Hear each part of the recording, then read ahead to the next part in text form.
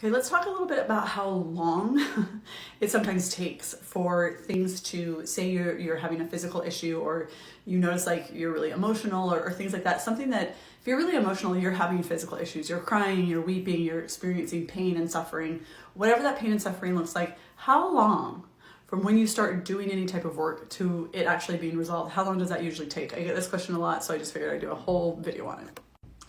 And here's the thing, so when you're looking at the subtle realms, and I really anticipate this will be it will take some years, but this will be almost the new model of medicine and how people work with their clients and with their patients. Because right now, allopathic medicine looks at just the physical. They say these are the laws that it lives by.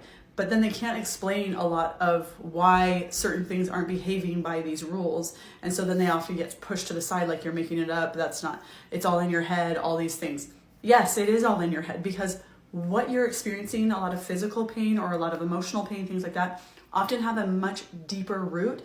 And so instead of healing from the bottom up, which is more of which is the more allopathic way to do it, and it keeps everything very separate, is that you have to start looking from the top down. What do I mean by that?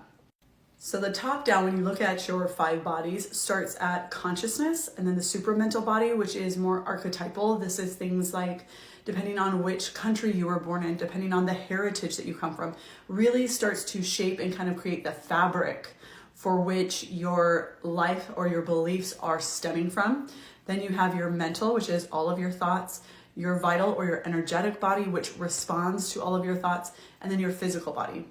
So when you start from the top down, you actually have to start to look at behavior patterns. You have to start to look at lifestyle patterns. This is why I always talk about like that I'm not a come in and I just give you a swap for, like, I'll give you a homeopathic remedy or an herb or a crystal or something tangible and just physical as a swap for a pharmaceutical or something like that. That's not the point. The point is, you have to go beyond these more dense levels of physical and get into the more subtle realm. When you get into the more subtle realm, you start to actually change the pattern and essentially the shape and the directive, the electricity that then informs all of your physical body on how to behave.